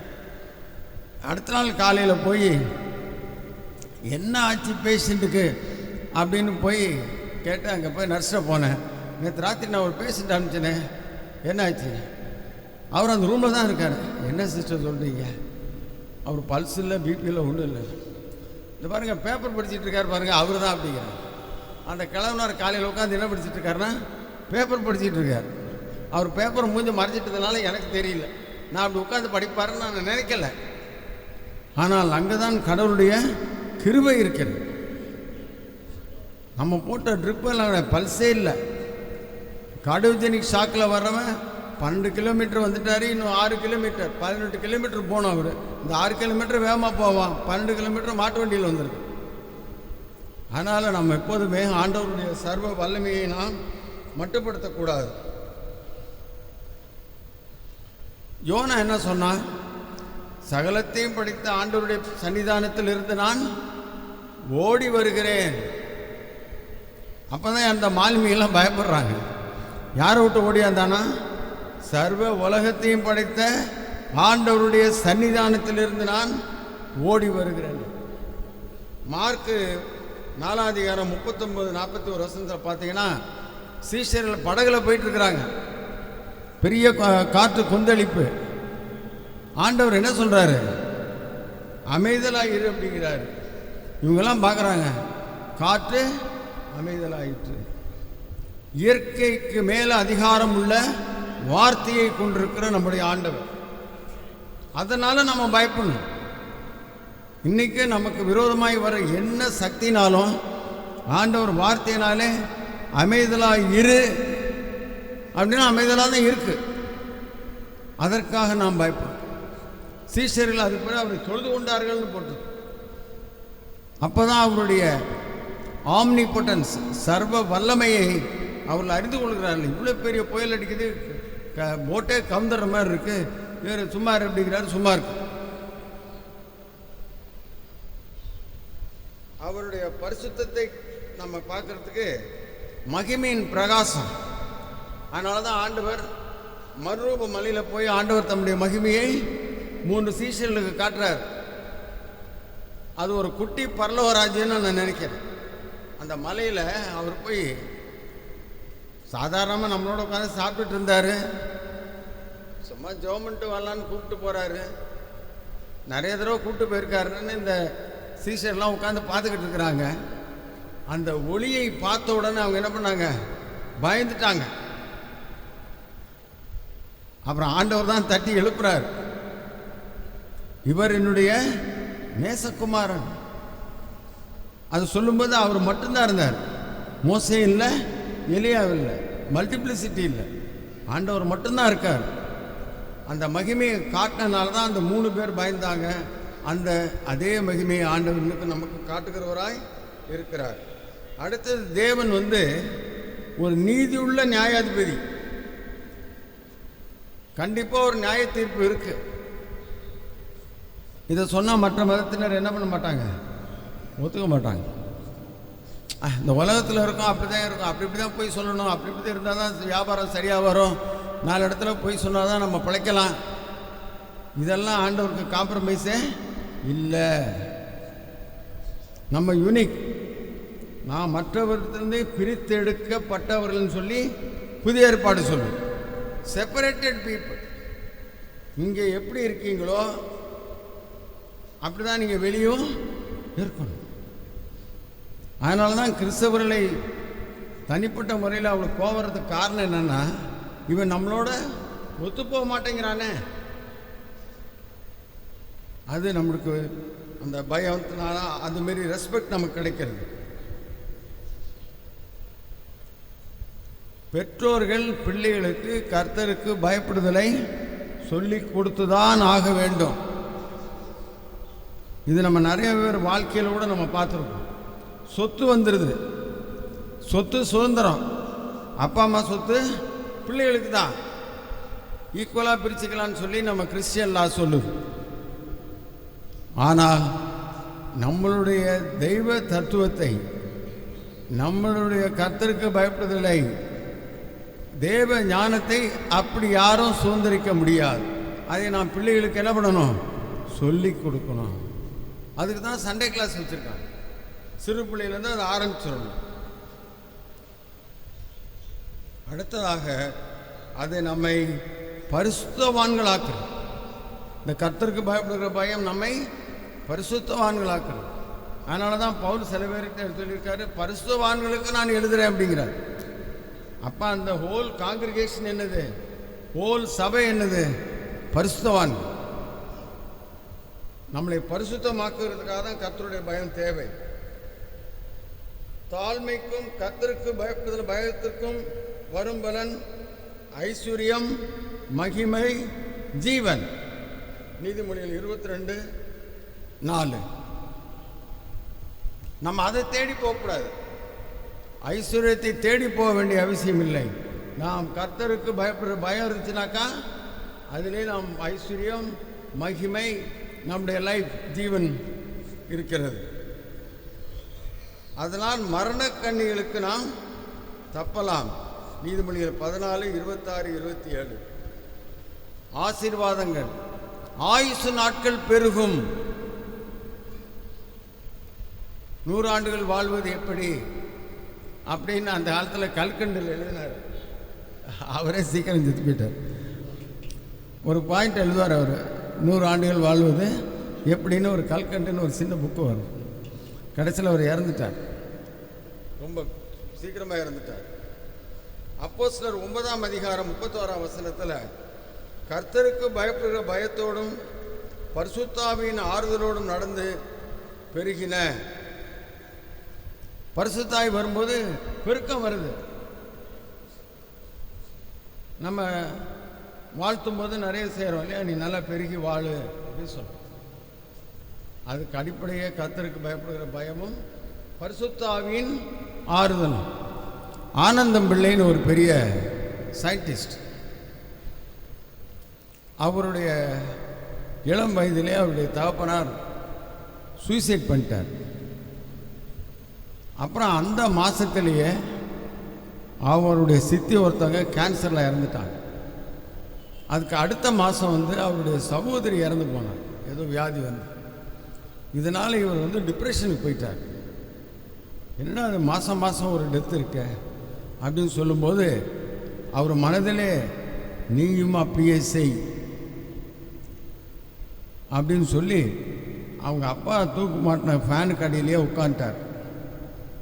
அடுத்தது நம்ம தூக்கு போட்டுக்கலாம், நமக்கே இந்த எண்ணம் திருப்பி திருப்பி வருதுங்கும் போது அந்த கண்ணாடி ஷெல்ஃபில் ஒரு சிவப்பு புக்கு, கிடியன் நியூ டெஸ்ட்மெண்ட் அவருக்கு காலேஜில் இருக்கும்போது கொடுத்த புக்கு இருக்குது. அவர் பார்த்தாரு, அந்த புக்கு சொல்கிற மாதிரி இருந்துச்சான், என்னை படி என்னை படி, ரீட்மீ. இவருக்கு ஒரே ஆச்சரியமாக இருக்குது, என்ன புக்கு பேசுகிற மாதிரி இருக்கு, ரீட்மீன்னு சொல்லி எடுத்து படித்தாக்கா மத்தேயு 11:28 வருத்தப்பட்ட பாரம் சுமக்கிறவர்களே நீங்கள் எல்லாரும் என்னிடத்தில் வாருங்கள், வசனத்துக்கு இடத்துக்கு வாருங்கள், கர்த்தரிடத்தில் வாருங்கன்னு சொல்லுதேன்னு சொல்லி அவர் அன்னைக்கு ஒப்பு கொடுத்தார். அந்த சூசைடல் டெண்டன்சி ஓடி போயிடுச்சு. அவர் பெரிய மேனேஜிங் டைரக்டர் ஆனார் ஒரு இன்ஸ்டியூட், அட்டாமிக் எனர்ஜி இன்ஸ்டியூட்டில். காலையில் வந்த உடனே அவருடைய அசிஸ்டன்ஸ் எல்லாம் உட்கார வச்சுட்டு ஒரு 5 நிமிஷம் வேத வசனங்களை பற்றி சொல்லுவாராம். அப்போ அவரை பற்றி அவர் ஆஃபீஸர்கிட்ட கம்ப்ளைண்ட் பண்ணிட்டாங்க. இவர் என்ன பண்ணுறாரு, வேதத்தை பிரசங்கம் செய்கிறார், கிறிஸ்டியானிட்டியை கொண்டாடுறாருன்னு. இவர் அந்த ஆஃபீஸர்கிட்ட போனாராம், நான் வேதத்தை பிரசங்கம் பண்ணல சார், வேதத்தை நான் டீச் பண்ணுறேன் அப்படின்னா, நான் சொல்லி கொடுக்குறேன். என்ன சொல்லி கொடுக்குறேன், வேலைக்கு கரெக்டாக வரணும், சத்தியமாக வாழணும், நீ பொய் சொல்லக்கூடாது, வேலையை நீ ஒழுங்காக செய்யணும், இதெல்லாம் இந்த வேத வசனங்களை போட்டிருக்கு சார், அதை எடுத்து அவனுக்கு டீச் பண்ணுறேன் சார், நான் பிரசங்கம் பண்ணலை அப்படின்னாரு. இன்றும் பாருங்கள், நம்ம படிக்கிற படிப்பு எவ்வளோ பெருசாக இருந்தாலும், ஒரு சயின்டிஸ்டாக இருந்தாலும், அவனுக்கு உள்ளே இருக்கிற ஒரு தீய ஆவி, அதை விரட்டினது கர்த்தருக்கு பயப்படுகிற பயம் வசனத்தின் மூலமாக வந்துச்சு. இன்றைக்கி எவ்வளோ பெரிய ஆளுங்கள்லாம் இன்றைக்கி சூசைட் பண்ணிட்டு அலையிறாங்க, நம்மளே பார்த்துக்கிட்டு இருக்கோம், சயின்டிஸ்ட் இவங்கெல்லாம். இதுக்கெல்லாம் காரணம் என்னவென்றால், நம்முடைய படிப்பிலே கர்த்தருக்கு பயப்படுற பயம் இல்லாத காரணத்தினால அவங்க செயலற்று போகிறார்கள், வாழ்க்கையிலே நம்பிக்கையற்று போகிறார்கள். நம்ம ஏன் சாலமோன் ஏன் கெட்டு போனான், சாலமோன் ராஜா, சாலமோன்னா மனுஷன் இல்லை, சாலமோன் ராஜா, யாராவது சாலமோன் பேர் இருந்தால் மன்னிச்சுக்கோங்க. சாலமோன் ராஜா ஏன் கெட்டு போனான், நம்ம யோசித்து பார்க்கணும். நீதிமொழியில் எழுதினவன், பிரசங்க எழுதினவன், எனக்கு சாலமோன் ராஜா மேலே ரிகார்டே கிடையாது. என்னதான் நீதிமொழியில் எழுதினா என்ன, கடைசி நாளில் என்னாச்சு, அவருடைய விசுவாச வாழ்க்கை போயிடுச்சு. எபிரேயரில் விசுவாச சாட்சி அவர் பேர் இல்லை. ஏன் என்று நீங்கள் யோசித்து பார்த்தீங்கன்னா, அவங்க அப்பா தாவீது ராஜா என்ன சொல்கிறாரு, சங்கீதம் 119:63 உமக்கு பயந்து உமது கட்டளைகளை கை கொள்ளுகிற அனைவருக்கும் நான் தோழன். உன் ஃப்ரெண்டை சொல்லு, நான் உன்னை கேரக்டர் சொல்கிறேன்னு உண்டு இல்லையா, உன் நண்பனை சொல்லு, நான் உன்னுடைய கேரக்டரை நான் சொல்கிறேன்னு சொல்கிறாங்க, பழமொழி இருக்கு. தாவீது ராஜா என்ன சொல்கிறாரு, உமக்கு பயப்படுற ஆளுங்க தான் நான் ஃப்ரெண்ட்ஸ் வச்சுக்குவேன், மற்றவங்களை விரோதிக்கலை, பட் என் ஃப்ரெண்ட் எப்படி இருக்கணும், கர்த்தருக்கு பயப்படுகிற பயம் உள்ளவனை தான் நம்ம ஃப்ரெண்டாக வச்சுக்கணும், எல்லாரையும் நேசிக்கணும். அது தாவீது பண்ணான், சாலமோன் அதை பண்ணலை. சாலமோன் என்ன பண்ணுவார், ஒரு ராஜா பார்த்தாருன்னா அவர் மகளை கல்யாணம் பண்ணிக்கிறார், இன்னொரு ராஜா பார்க்குறாரு, அவர் மகளை கல்யாணம் பண்ணிக்கிறார். என்ன நினைக்கிறாரு, அந்த ஆஸ்தி நமக்கு வரும், இந்த ஆஸ்தி நமக்கு வரும், அந்த மகளும் வர்றா, இந்த மகளும் வர்றா, அவர் இல்லைன்னு சொல்கிறா, இவன் சொன்ன அவரை வழி விலக பண்ணினார். ஆண்டவர் சொன்னார், நீ அப்படிலாம் கல்யாணம் பண்ணக்கூடாதுங்கிறார். எருதையும் கழுதையும் வச்சு உழ முடியாது, 2 பேரும் ஒருமைப்பாடு இருந்தால் தான் முடியும். அந்த ஒருமைப்பாடு ஆண்டவருக்குள்ளே இருக்கணும், அந்த பயம் இருக்கணும். இது யோசேப்பு எப்படி தப்பிச்சான், தனியாக தான் இருந்தான், வீட்டையே கவனிச்சிட்டு இருந்தான். அந்த அம்மாவை அவன் அந்த அம்மா சொன்னபடி கேட்டிருந்தாக்கா இன்னும் கொஞ்சம் சொத்து வந்திருக்கும், அவனுக்கு பெரிய பொசிஷன் வந்திருக்கும். யாருக்கு, யோசேப்புக்கு.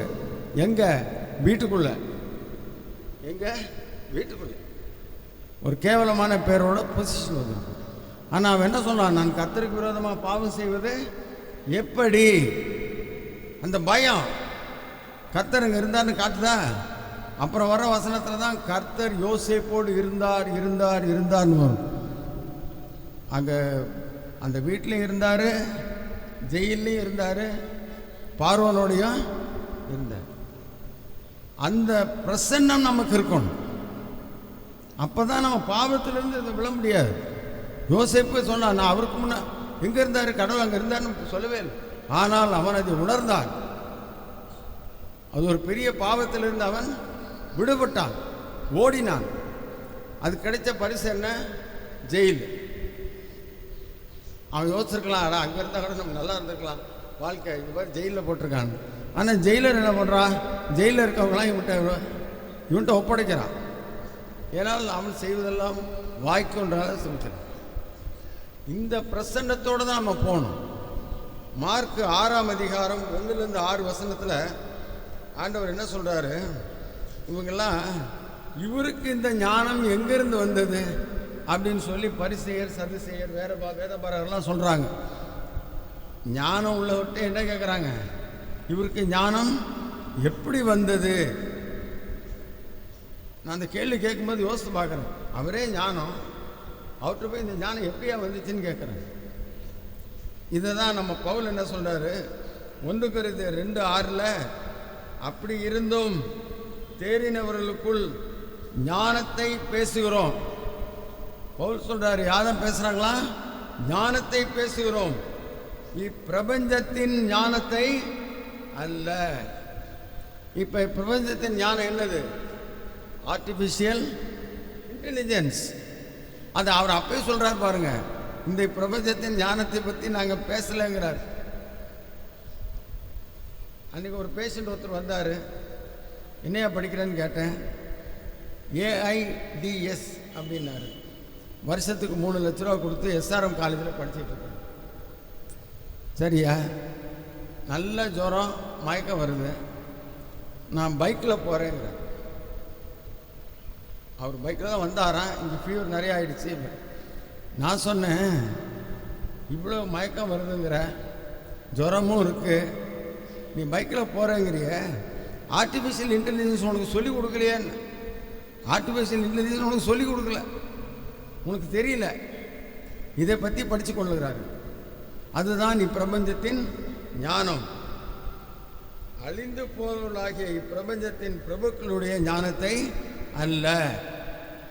அப்போ நமக்கு இருக்கிற ஞானம் சுப்ரீம், ஹையஸ்ட். அதனால தான் நிறைய இடத்துல பார்த்தீங்கன்னாக்கா கிறிஸ்தவர்கள் ஆலோசனைக்காரராக இருக்கிறார்கள். அவங்களுக்கு ஒரு தனி ஞானம் இருக்குது, அது உலகம் கொடுக்க முடியாது. என்னதான் ஆர்டிஃபிஷியல் இன்டெலிஜென்ஸ் வச்சாலும் இது என்ன சொல்கிறாருனாக்கா, உலக தோற்றத்திற்கு முன்னே தேவன் தம்முடைய மகிமைக்காக ஏற்படுத்தினதும் மறைக்கப்பட்டதுமான ரகசியமான தேவ ஞானம். ஆண்டவர் அதனால தான் பேரபிள்ஸில் பேசினார், ஓமைகளில் பேசினார். ஓமைகள் பேசுனீங்கன்னாக்கா, விதைச்சா பாதி விதை வந்து தரையில் வழியில் விழுந்துச்சு, கல்லில் விழுந்துச்சு, முள்ளில் விழுந்துச்சு அப்படின்னு சொன்னோன்னே விதை அப்படி தானே விழுவும், தூவணும் அப்படி தானே விழு நம்ம நினைப்போம். ஆனால் அதுக்குள்ளே ஒரு சத்தியத்தை ஆண்டவர் வைக்கிறார். விதை தான் வசனம், உன் நிலம் கரெக்டாக இருக்கணும், வழியில் இருந்துச்சுன்னா சாத்தான் கூட்டி பறவை தூட்டி போயிடும். இதுமாரி நம்மளுடைய மனநிலையை நாம் அதை அறிந்து அறிவாளிகளாக மாறுகிறோம். இன்றைக்கு வரைக்கும் இதுமாரி சத்தியம் வந்து எந்த புஸ்தகத்துலேயும் கிடையாது, எந்த ரிலீஜன்லேயும் கிடையாது. நீங்கள் ஒரு முஸ்லீம் அம்மா கூட யூடியூப்பில் பேசுவாங்க, முஸ்லீம் அம்மா, அவங்க பேர் எனக்கு வரல, ஆமாம் சுல்தானான்னு. அதை கேட்டிங்கனாக்கா வேதத்தில் பொதிஞ்சிருக்க ஞானத்தை இப்போ இருக்கிற நம்மளால் எக்ஸ்பிளைன் பண்ண முடியாது அப்படிங்கிறாங்க ஒரு முஸ்லீம் லேடி. அந்த அளவுக்கு பொக்கிஷன். அதனால தான் ஆண்டவர் ஊமைகளாக பேசுகிறார். உங்களுக்கு ஊமைகளாக பேசுவேன், ஏன்னா மற்றவனுக்கு புரியாது. இது என்ன நிலத்தில் தூவுறாங்க, இதை பற்றி பேசிகிட்டு இருக்காங்க, நமக்கு தெரியாது என்னன்னு சொல்லி.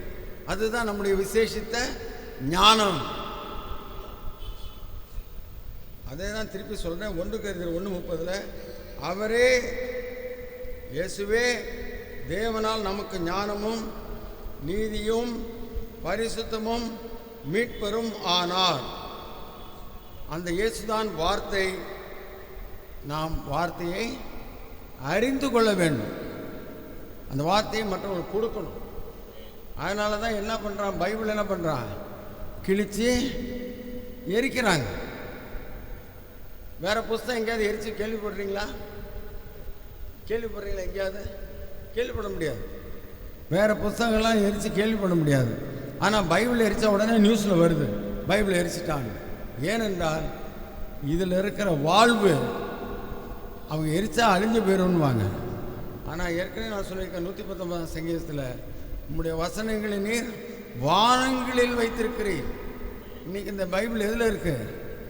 சேட்டலைட்டில் இருக்குது, எலக்ட்ரானிக் மிஷினரியில் இருக்குது.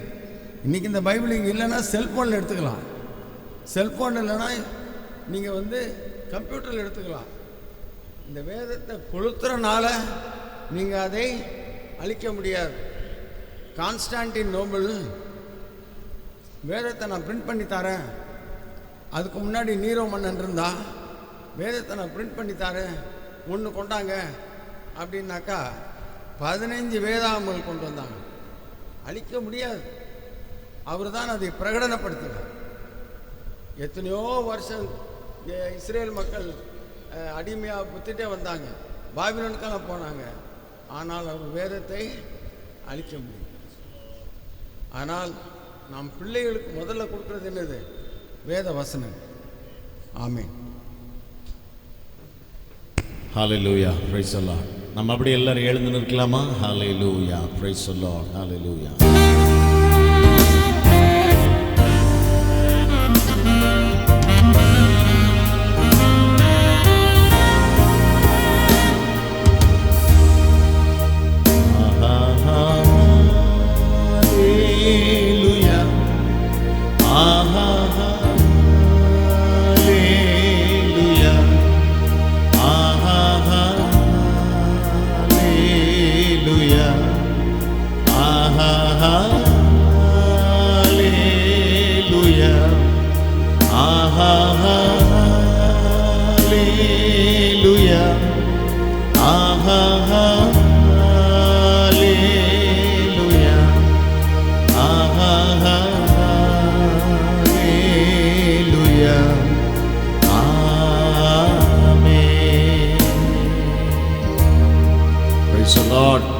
கர்த்தருக்கு பயப்படுதலே.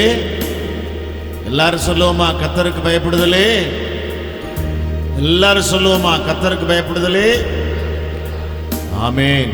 சத்தியத்தை அறிவீர்கள், சத்தியம் உங்களை. ஆமென். இந்த ஞானம், அறிவு, புத்தி எங்கிருந்து வருகிறது? வேத வசனத்திலிருந்து. ஹல்லேலூயா, ஆமென். ஆகவேதான் வசனத்திற்கு முக்கியத்துவம் கொடுக்கணும், இம்பார்ட்டன்ஸ் கொடுக்கணும்னு சொல்லி நம்ம கேட்டோம். முக்கியமாக அதில் நம்ம டாக்டர் சொன்னது என்னன்னு சொன்னால், உங்கள் பிள்ளைகளுக்கு அதை நீங்கள் கற்றுக் கொடுக்கணும்.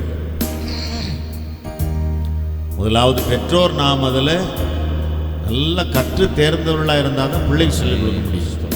அதில் இந்த வசனம் எல்லாருக்கும் ரொம்ப முக்கியம்.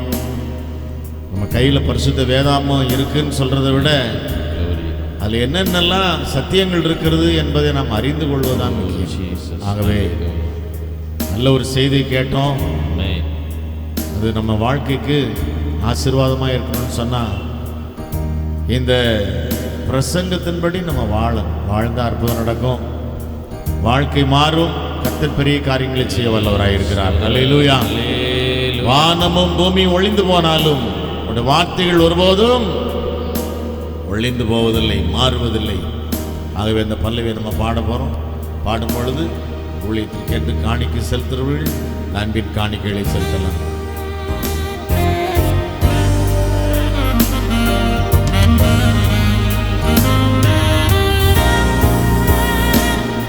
வானம் பூமி ஒழிந்து போனாலும் உம் வார்த்தைகள் என்றும் மாறாதே.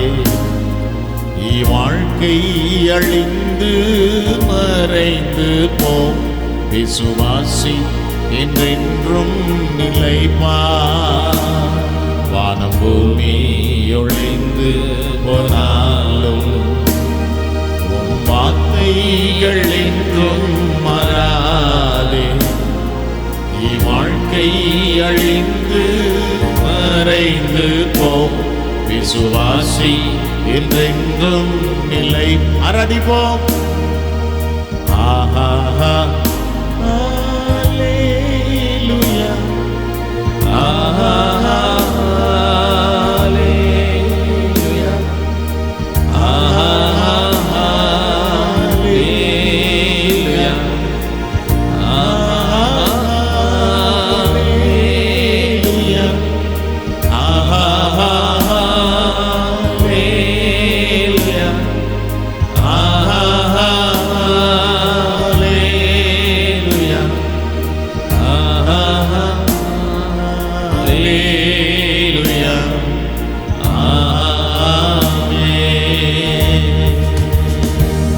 சர்வ சிருஷ்டி உமெஜமான நீரே, சர்வ சிருஷ்டியை காப்பவர் நீரே, எங்கள் இதயத்தில் உம்மை போற்றுகிறோம், என்றென்றும் பணிந்து தொழுவோம். சர்வ சிருஷ்டி உமெஜமான நீரே, சர்வ சிருஷ்டியை ஹல்லேலூயா, ஆமென். எங்கள் இதயத்தில் உம்மை போற்றுகிறோம், என்றென்றும் பணிந்து தொழு. கைகளை உயர்த்துவோம். ஹல்லேலூயா, ஹல்லேலூயா, ஹல்லேலூயா, ஹல்லேலூயா,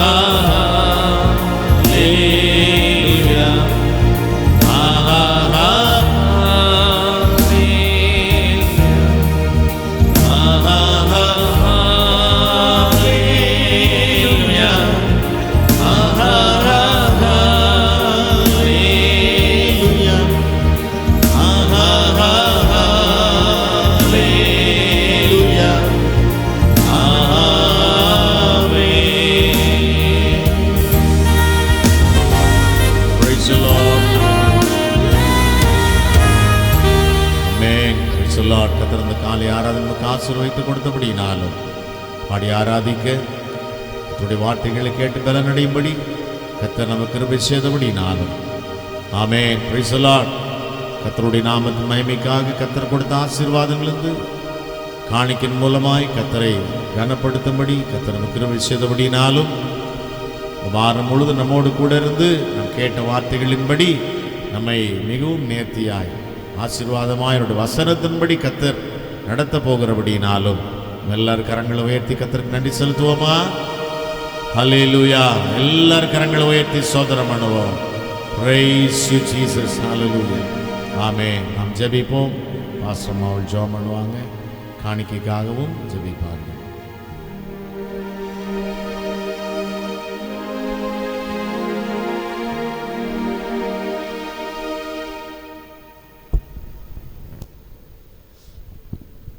ஸ்தோத்திரம். நாம் யாவரும் ஜெபிக்கலாம். ஸ்தோத்திரம் ஆண்டவரே, நன்றியோடு நாங்கள் உம்மை துதிக்கிறோம் ராஜா. ஸ்தோத்திரிக்கிற கர்த்தாவே ஸ்தோத்திரம் ஐயா, ஸ்தோத்திரம். பரிசுத்தமுள்ளதான எங்கள் அன்பின் நல்ல தகப்பனே, நாங்கள் நன்றியோடு உம்மை துதிக்கிறோம் ஆண்டவரே. இந்த நல்ல அருமையான நாளுக்காக நாங்கள் நன்றியோடு ஸ்தோத்திரிக்கிறோம். நல்ல இந்த மன மகிழ்ச்சியின் நாளுக்காக நாங்கள் மறுபடியுமாய் உம்மை துதிக்கிறோம் ஐயா. இந்த நல்ல நாளில் நம்முடைய சமூகத்தில் நாங்கள் உங்கள் சமூகத்திலும் கூடி வந்து ஆராதிக்கும்படியாக எங்களுக்கு நீங்கள் கொடுத்த இந்த நல்ல ஸ்லாக்கியத்தை நினைத்து பாக்கியத்தை நினைத்து நாங்கள் அதிகமாய் நன்றி செலுத்துகிறோம் ஆண்டவரே. ஸ்தோத்திரம். நாளின் ஆராதனையிலும் கர்த்தாவுடைய கிருபையின் கரம் இருந்தபடினாலே ஸ்தோத்திரம்.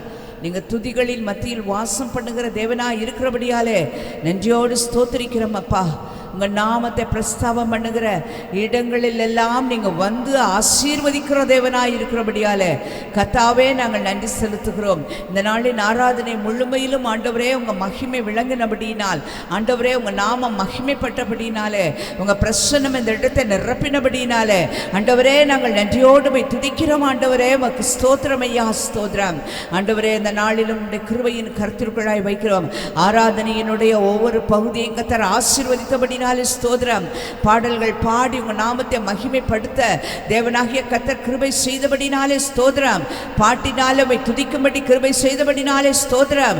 ஆண்டவரே, இன்னும் உங்கள் நாமத்தை மகிமைப்படுத்த, இன்னும் நாங்கள் உம்மை எப்பொழுதும் துதித்து போற்றி பாட ஆண்டவரே கிருபைகளை தந்தருள வேண்டும் என்று நாங்கள் செபிக்கிறோம் ஐயா. ஸ்தோத்திரம். விசேஷமாக இந்த நாளின் கர்த்தாவே, நல்ல வார்த்தைகளை எங்களுக்காய் நீங்க கட்டளையிட்டபடினாலே ஸ்தோத்திரம் ஐயா. தேவனாகிய கர்த்தர் இந்த நாளிலும் சபையோடும் ஒவ்வொருவரோடும் கூட கர்த்தர் பேசினபடினாலே ஸ்தோத்திரம். ஆண்டவரே கர்த்தாவே, இந்த நாளில் உமக்கு பயப்படுகிற பயம் ஆண்டவரே எங்கள் ஒவ்வொருவருக்குள்ளும் இருக்கும்படி செபிக்கிறேன் ஆண்டவரே. ஸ்தோத்திரம். ஆண்டவரே, நான் பிதாவானால் எனக்கு பயப்படுகிற பயம் எங்கே என்று சொல்லி ஆண்டவரே வசனம் கேட்கிறது ஐயா. ஆண்டவரே, உமக்கு உமக்கு பயப்படுகிறவர்களாய் ஜீவிக்க, பயப்படுகிற அந்த பயத்தோடு நாங்கள் வாழக்கூடிய கிருபையை எங்களுக்கு கொடுக்க வேண்டும் என்று நாங்கள் செபிக்கிறோம். பிள்ளைகளே, வந்து எனக்கு செவி கொடுங்கள், கர்த்தருக்கு பயப்படுதலை நான் உங்களுக்கு போதிப்பேன் என்று சொல்லி ஆண்டவரே சங்கீதத்தில் வாசிக்கிறோம் அப்பா. அதே போல ஒவ்வொருவரையும் உமக்கு பயப்படுகிற பயத்தினால நீங்கள் நிரப்பும்படி நாங்கள் செபிக்கிறோம் ஆண்டவரே. நன்றி செலுத்துகிறோம் கர்த்தாவே. ஸ்தோத்திரம். இந்த வார்த்தைகள் ஜீவனுள்ள வார்த்தைகள் அப்பா. ஆண்டவருடைய வார்த்தைகள் அனைத்தும் ஆவியாயும் ஜீவனாயும் இருக்கிறது ஐயா. இந்த வார்த்தைகளை கர்த்தாவே நாங்கள் வார்த்தைகளுக்கு செவி கொடுக்கிறவர்களாய் மாத்திரமல்ல, அவைகளின்படி ஜீவிக்க, அவைகளில் நிலைத்திருக்கக்கூடிய கிருபைகளை ஆண்டவரே எங்கள் ஒவ்வொருவருக்கும் நீங்க கட்டளையிடும்படியாய் நாங்கள் செபிக்கிறோம். வேத வார்த்தைகள் வசனங்களை கேட்டிருக்கிறோம் ஐயா. வந்த ஒருவராயினும் வெறுமையாய் செல்லக்கூடாது ஆண்டவரே. கர்த்தாவே, தீர்மானங்களோடு கடந்து செல்லட்டும், தங்களுடைய வாழ்க்கையில் அவைகளை அபியாசப்படுத்தட்டும் ஆண்டவரே. அதற்கு வேண்டிய கிருபைகளையும் பலனையும் கர்த்தர் தம்முடைய பிள்ளைகளுக்கு ஆண்டவரே கட்டளையிட வேண்டும் என்று நாங்கள் செபிக்கிறோம். ஆவியானவர் திருக்கரத்தில் வைக்கிறோம். விசேஷமாக இந்த நாளில் இந்த சமூகத்திலும் கர்த்தாவே படைக்கப்பட்டிருக்கிற அன்பின் காணிக்கைகள் எல்லாம் ஆசீர்வதிக்கப்படட்டும் ஆண்டவரே, ஆசீர்வதிக்கப்படட்டும். நம்ம வந்து உங்கள் சமூகத்திலும் காணிக்கைகளை படைத்திருக்கிற தம்முடைய பிள்ளைகள் ஆசீர்வாதமாய் இருக்கட்டும், ஊழியங்கள் ஆசீர்வதிக்கப்பட்டிருக்கட்டும். கர்த்தாவே, இன்னும் உடைய கரத்தில் ஒப்புக் கொடுக்கிறோம். இன்னும் தம்முடைய நிறைவான ஆசீர்வாதத்தின் பலன்களையும் ஆவிக்குரிய மேன்மைகளையும் தம்முடைய பிள்ளைகள் எல்லாம் நிறைவாய் பெற்றுக்கொள்ள கிருபை தாங்க. இந்த நாளில் உடைய சமூகத்திலும் வந்து ஆண்டவரே ஆராதிக்கிற தம்முடைய பிள்ளைகள் கடந்து போகிற பொழுது இரட்டிப்பான ஆசீர்வாதத்தோடும் மன நிறைவோடும் கூட கடந்து செல்லும்படி கர்த்தாவை நீங்க அனுக்கிரகம் பண்ண ஜெபிக்கிறோம். விசேஷமா இந்த நாளில் வர முடியாம தடைப்பட்டிருக்கிறவர்களுக்காய் ஜெபிக்கிறோம். பலவீனத்தை நிமித்தம் வர முடியாம அவங்க ஆராதிக்க முடியாதபடி தடைகளோடு இருப்பார்கள். தேவனாகிய கர்த்தர் அவர்களுக்குள் ஆண்டவர் ஒரு தெய்வீக சுகத்தை கட்டளையிட வேண்டும் என்று ஜெபிக்கிறோம். நல்ல விடுதலைகளை தாருங்கப்பா. உங்க சமூகத்திலிருந்து ஆராதிக்க கொண்டு வாங்க. காலை ஆராதனையோட மகிமை விளங்குனது போல மாலை ஆராதனை கர்த்தர் வல்லமையாய ஆண்டவரே மகிமையினாலும் ஆண்டவரே நீங்க நிரப்ப வேண்டும் என்று நாங்கள் ஜெபிக்கிறோம். ஆவியானவருடைய திருக்கரங்களை ஒப்புக் கொடுக்கிறோம், தாழ்த்தி அர்ப்பணிக்கிறோம். ஆசீர்வதிங்க இயேசு கிறிஸ்துவின் நாமத்தில் பிதாவே, ஆமென். ஆமென். ஆமென். என் ஆத்துமாவே கர்த்தரை ஸ்தோத்திரி, என் உள்ளமே அவருடைய பரிசுத்த நாமத்தை ஸ்தோத்திரி. என் ஆத்துமாவே கர்த்தரை ஸ்தோத்திரி, அவர் செய்த சகல உபகாரங்களையும் மறவாதே. ஆமென். நம்முடைய ஆண்டவராகிய இயேசு கிறிஸ்துவின் கிருபையும் பிதாவாகிய தேவனுடைய அன்பும் பரிசுத்த ஆவியானவருடன் சகவாசமும் சந்தோஷமும் சமாதானமும் நம் அனைவரோடும் கூட இன்றும் என்றும் சதா காலங்களிலும் வரிய வரியந்தம் இருப்பதாக. ஆமென். ஆமென். ஆமென். அல்லேலூயா. அல்லேலூயா. அல்லேலூயா. அவர் செய்த சகல உபகாரங்களையும் மறவாதே. கர்த்தர் செய்த சகல உபகாரங்களையும் மறவாதே. என் ஆத்துமாவே கர்த்தரை ஸ்தோத்தரி, என் முழு உள்ளமே அவர் பரிசுத்த நாமத்தை ஸ்தோத்தரி. என் ஆத்துமாவே கர்த்தரை ஸ்தோத்தரி, என் முழு உள்ளமே அவர் பரிசுத்த நாமத்தை ஸ்தோத்தரி. அவர் செய்த சகல உபகாரங்களை நீ மறவாதே. அவர் செய்த சகல உபகாரங்களை நீ மறவாதே. என் ஆத்துமாவே கர்த்தரை ஸ்தோத்தரி, என் முழு உள்ளமே அவர் பரிசுத்த நாமத்தை ஸ்தோத்தரி. என் ஆத்துமாவே கர்த்தரை ஸ்தோத்தரி, என் முழு உள்ளமே அவர் பரிசுத்த நாமத்தை ஸ்தோத்தரி. ஹல்லேலூயா ஹல்லேலூயா ஹல்லேலூயா. ஆமென். டாக்டர் ஐயா அவர்களுக்கும் டாக்டர் அம்மா அவர்களுக்கும் நன்றி செலுத்தும்படி ஒரு நல்ல கை தட்டு கொடுத்துடலாமா எல்லாரும் சேர்ந்து? Amen. Thank you. Amen. Praise the Lord. அடிக்கடி வந்து எங்கள் நல்ல ஆலோசனை கொடுக்கும்படி உங்களை அன்பாக கேட்டுக்கொள்கிறோம். Praise the Lord. கர்த்தர் உங்களை ஆசீர்வதிப்பாராக. God bless you. God be with you. ஒருவருக்கு வாழ்த்துக்களை சொல்லுவோம். சமாதானத்தோடு கடந்து போகலாம். கர்த்தர் உங்களோடு இருப்பாராக. Amen amen amen. Praise the Lord. Hallelujah.